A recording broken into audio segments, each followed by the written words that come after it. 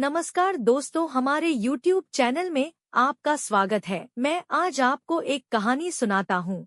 यह कहानी विक्रमादित्य के बारे में है। विक्रमादित्य एक महान राजा थे और न्याय के लिए जाने जाते थे। विक्रमादित्य के सिंहासन के बारे में मैं आपको एक कहानी सुनाता हूँ। एक बार की बात है, कुछ गडरिया भेड़ बकरियां चरा रहे थे और उनमें से एक साधारण गडरिया था जो कि एक 15 का बालक था।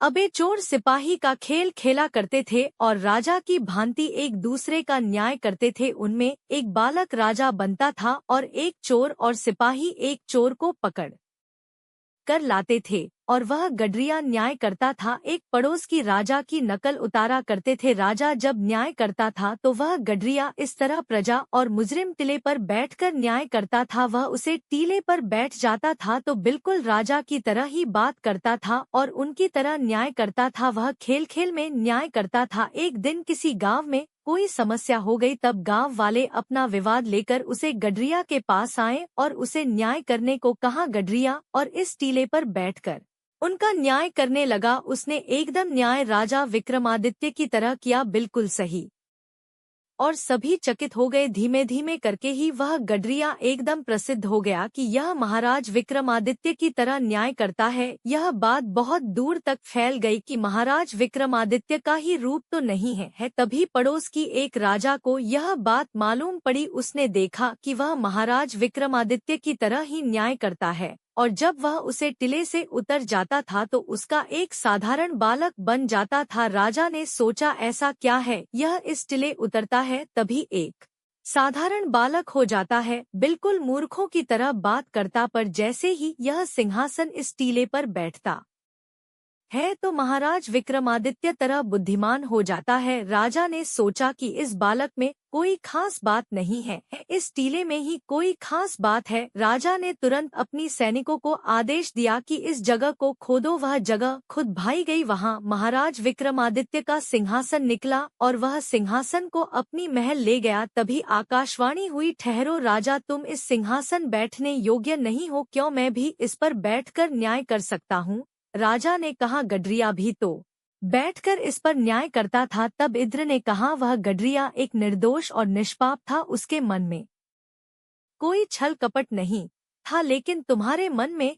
छल और कपट है। हमारे महाराज विक्रमादित्य एक महान राजा थे, ना हो तो मैं उनके बारे में एक कहानी सुनाता हूँ, तुम्हें सब पता चल जाएगा। महाराज विक्रमादित्य कितने महान राजा थे। बहुत समय की बात है, महाराज विक्रमादित्य राज कर रहे थे तो उन्होंने अपनी पत्नी का एक तिर्या चरित्र दिखा जिससे उनका मन बहुत व्याकुल हो गया और उनका मन एक वैराग्य में छा गया। उन्होंने अपना सारा राजपाट मंत्रीगणों को सौंप दिया और उनसे कहा कि तुम मेरा राजपाट संभालो, मैं आप राजपाट नहीं संभाल सकता। होने जंगल में जाकर तपस्या करने की सूची। तब वह एक समुद्र तट के पास पहुँचे और तपस्या करने की बात सूची। उन्होंने समुद्र से विनती की है, समुद्र देवता, में तपस्या करना चाहता हूँ, आपके तट के पास कुटिया बनाकर रहना चाहता हूँ। अगर मेरी तपस्या में कोई विधान हो तुम उसे पर कृपा बनाना, मेरी तपस्या भंग न होने पाए। समुद्र ने कहा, ठीक है, मैं तुम्हारा ध्यान रखूंगा। तभी उन्होंने घोर तपस्या की और तभी इंद्रदेव घबरा गए, कहीं मेरा सिंहासन ना छीन जाए। विक्रमादित्य घोर तपस्या कर रहे हैं।